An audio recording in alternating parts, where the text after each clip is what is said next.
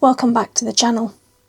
Today we're stepping into the heart of Kegworth in Leicestershire to explore the intertwined histories of two remarkable buildings, the Great House and the Hermitage. These homes have witnessed centuries of change, drama and community spirit. Join us as we uncover their secrets, from Roman ruins and royal connections to ghost stories, medical milestones and engineering triumphs. The Great House stands as a Grade II listed building, constructed in 1698 for the Sutton family. Its architecture marks a transition from the timber-framed Tudor and Stuart homes to the grander brick Georgian style, influenced by Dutch design brought over by William of Orange. The roof is made from locally sourced Swithland slate, a material unique to the Charnwood district. But the story goes even deeper. Excavations in the cellar revealed Roman-era pillars and a large dome kiln with a Gothic stone door dating back to the 12th or 13th century. The date over the door arch, inscribed in Roman numerals, reads 1698. The initials of Robert John Sutton, the wealthy merchant who built the house, can still be seen on the property. The Hermitage, meanwhile, sits behind the Great House and is a separate building with its own legacy. Once a 15th century nunnery and later a religious retreat for church dignitaries, it was owned by the family of Catherine Parr, Henry VIII's sixth wife, who used it as a hunting lodge. In more recent times, the Hermitage became home to the Bedford family, who were village doctors for generations. The Hermitage's history is rich and varied, with tales of tunnels to St Andrew's Church and ghostly sightings. A shrouded figure and a lady in white, whom Dr Bedford assured was friendly.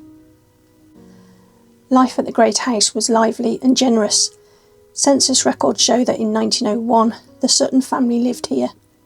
Felix Sutton, aged 30, a saddler and harness maker, his wife Eliza, also 30, their 1-year-old son George, and Eliza Gutteridge, Felix's 72-year-old mother-in-law. In the early 1900s, the Great House became home to Dr Douglas James Bedford, a Cambridge-educated physician and law graduate. Dr Bedford was not only the village doctor, but also chairman of Slack and Parr Limited, a precision engineering firm he helped found in 1917, and a founder of Fordath Limited, a Birmingham-based foundry equipment company. Slack and Parr Limited, founded in 1917, became a leader in high-precision engineering, supplying gear, metering pumps and hydraulic flow dividers worldwide. The company's journey included partnerships with Rolls-Royce, the establishment of marine and hydraulics divisions, and expansion into the US, China and beyond. Dr Bedford served as chairman from its inception until his death at age 98, leaving a legacy of innovation and community involvement. His medical practice operated from the Great House from around 1901 until 1948. The lives of the Great House's residents were often chronicled in local newspapers, revealing drama, generosity and community spirit. In 1909, the Nottingham Evening Post reported the passing of Mr Robert James Bedford, aged 72, who was a local doctor. He left a substantial estate and generous bequest to his housekeeper, Lucy Cole, his wife, Eliza Florence Bedford, and his children, including his son Douglas James Bedford, whom he left his share of the medical practice. Robert James Bedford, we know, lived at the Hermitage, and it is after he dies that I believe his son Douglas permanently moves into the Great House. By 1911, the Bedford family had moved into the Great House. Dr Douglas James Bedford was 41, his wife Louisa Margaret Bedford was 40, and his brother Percy Bedford, an artist, also 40, lived with them. They were supported by Caroline Jones, a 33-year-old parlourmaid, and Minnie Pegg, a 21-year-old cook. In 1915, the Melton Mowbray Mercury covered Dr Douglas J. Bedford's appointment as medical officer to German prisoners at the Castle Donington internment camp and to English soldiers on guard duty. That same year, the parish welcomed a Belgian refugee family, father, mother and 3 children, who stayed at the Great House. In 1921, Dr. Bedford was 52 and still practising medicine. His wife Louisa Margaret was 51. Two sisters, Minnie Venton Smurd, aged 56, and Kate Clyde Smurd, aged 54, worked as domestic servants. By 1939, the household had grown even more. Dr. Douglas James Bedford was 70 and still a medical practitioner.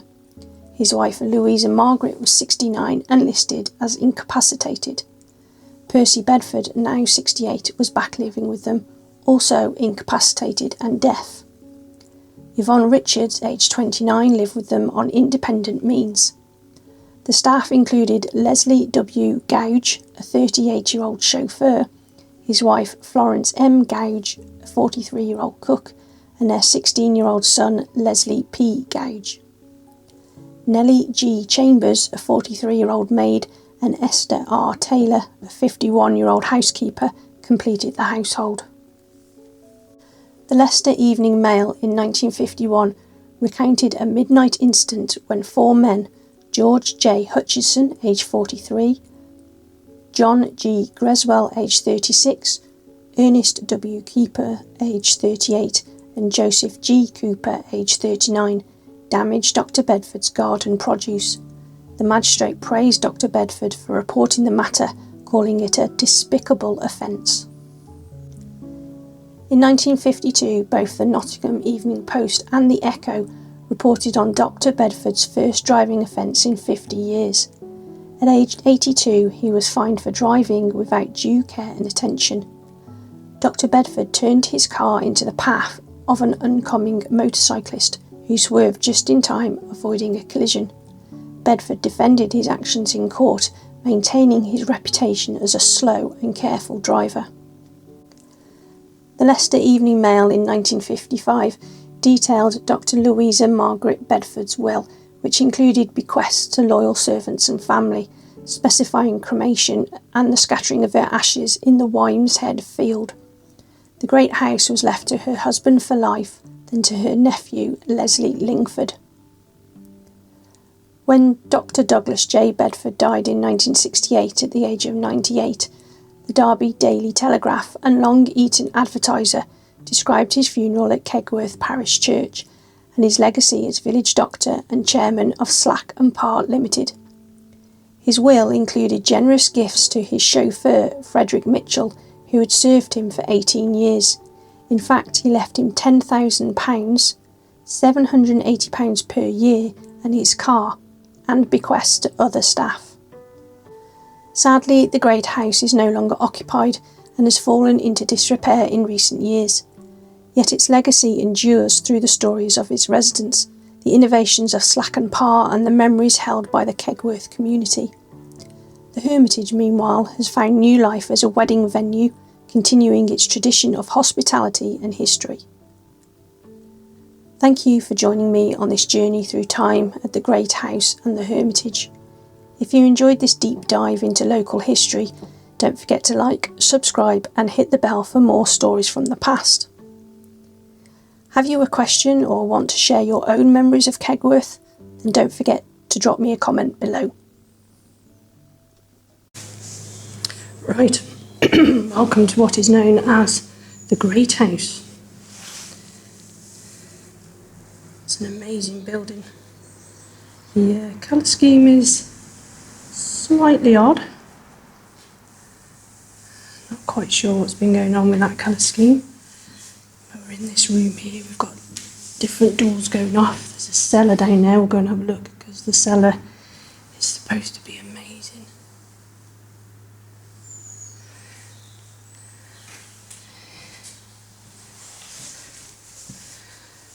We've got like a little kitchen or something in here.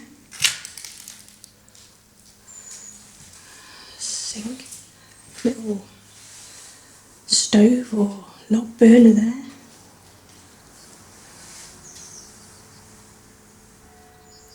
Can hear the nearby bells of the church ringing.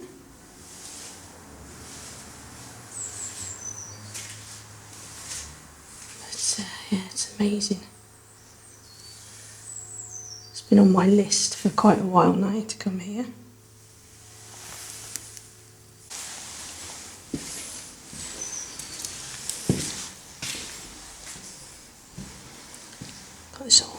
place here.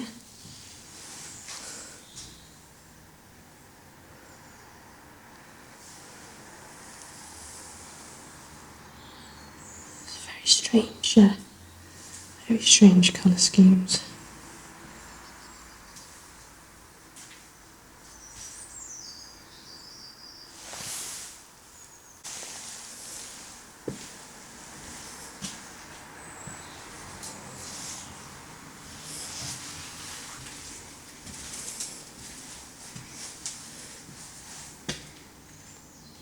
There's a little cupboard underneath the stairs.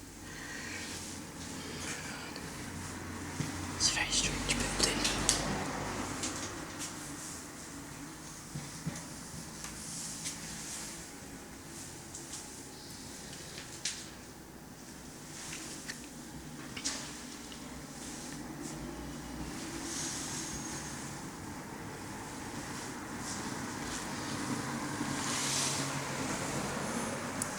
It reminds me of a 90s nightclub, to be honest, its colour scheme.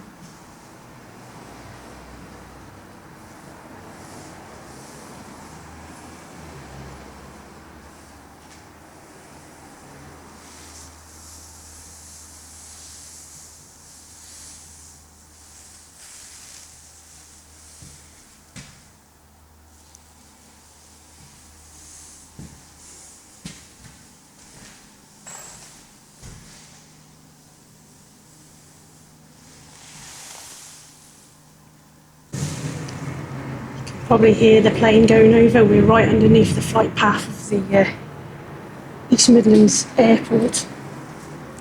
Got a big old fireplace there that goes through to the other room.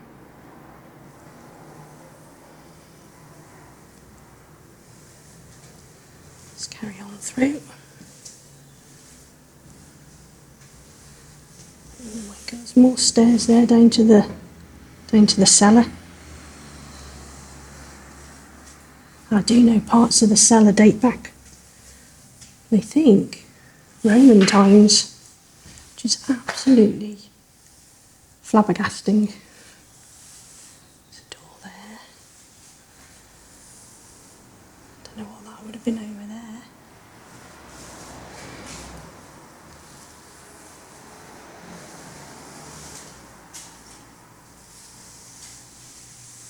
There's the other side of that fireplace. Very ornate. That looks like it was another door to go outside. And then you've got this looks like it's a blocked off fireplace. Got that lovely cornice or whatever it is above it. Oh my God. Oh, it's just a wall behind.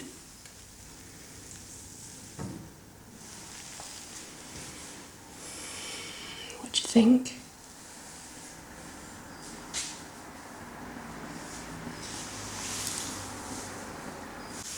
Right, let's see what that other room was off where we came in. The creepy design down there.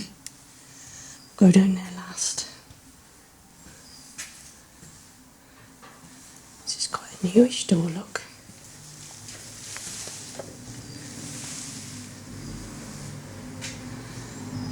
Let's go back through here.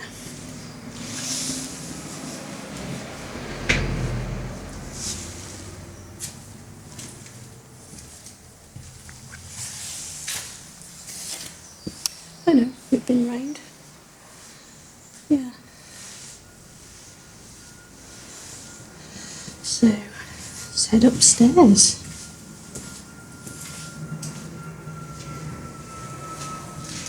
Got more funky decor up there, look.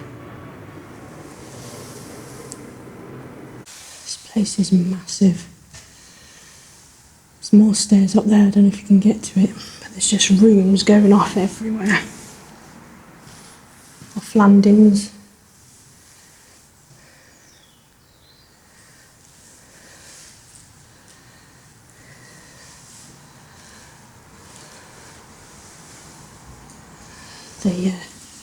The paint scheme is pretty wild. Let's see.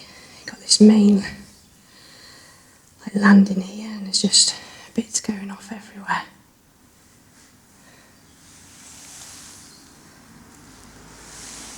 Big ceiling rose there. Very strange.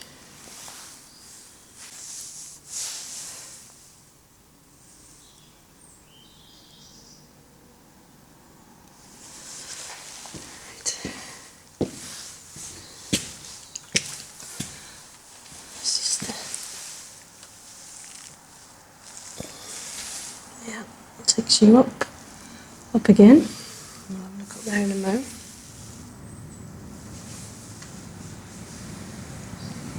God.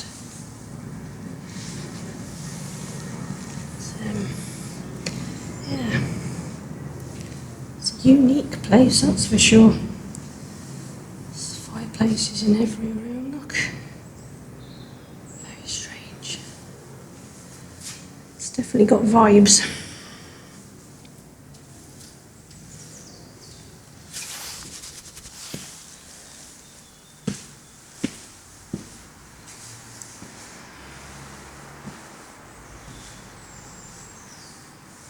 Big room here. Another fireplace.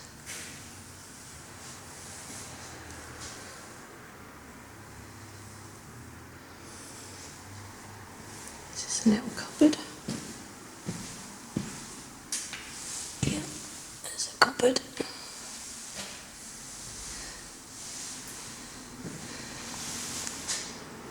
Okay, onto the landing.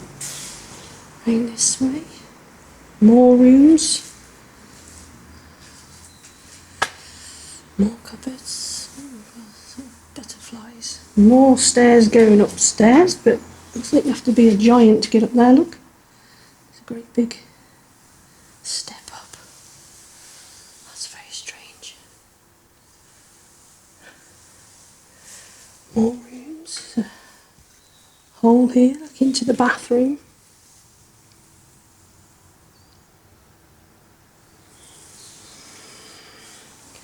Another room, they certainly like their purple paint, lilac, whatever you want to call it. Into another big room. Goodness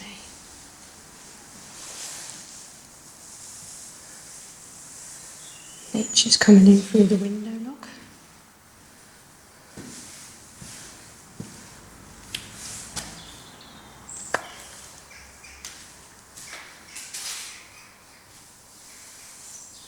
Fireplace.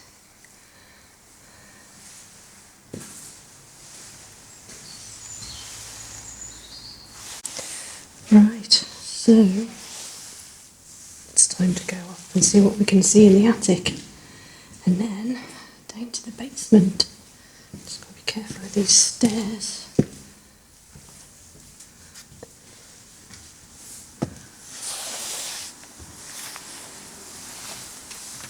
Oh my goodness. Oh my goodness. There's that hole, look. Oh my Christ. What's up here?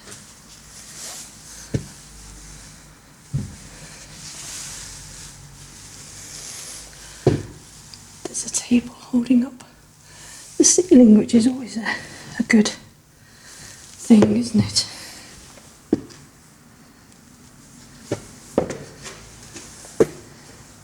Tiny little steps. Wow.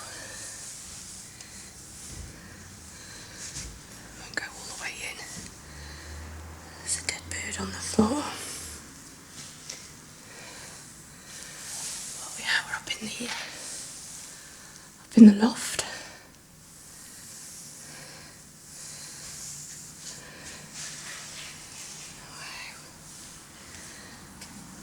I can't see where those other stairs went to. No, they definitely don't come this side. Wow. So there's another part of the attic. Look at that. The table is holding up that bit of ceiling.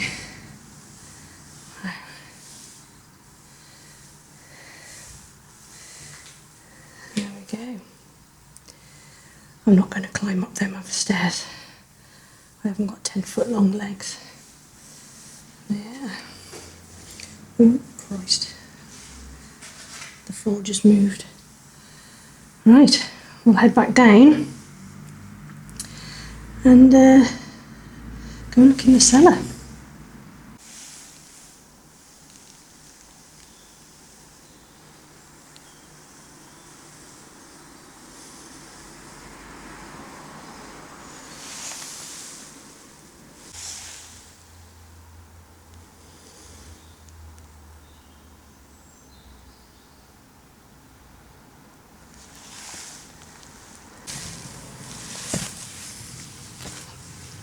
Oh my goodness. Jesus, this is creepy.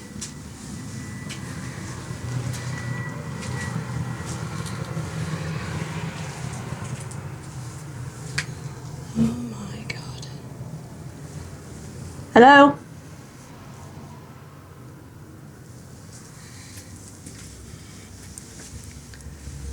God, it's massive.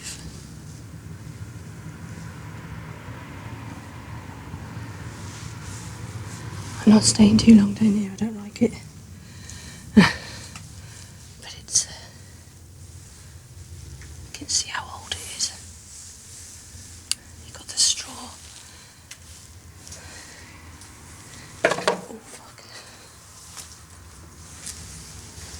Jesus.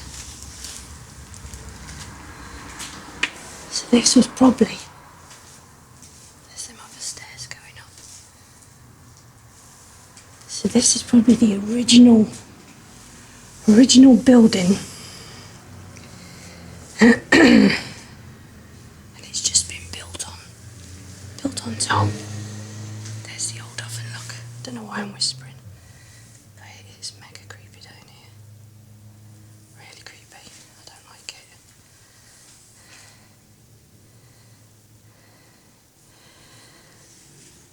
So they would have done their cooking down here and then taken it upstairs probably. You can see the meat hooks.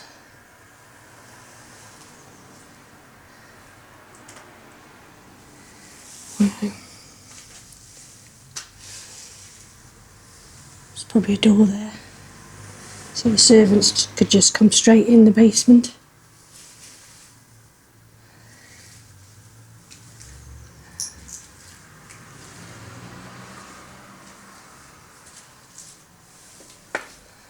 This is one of the original beams for the house.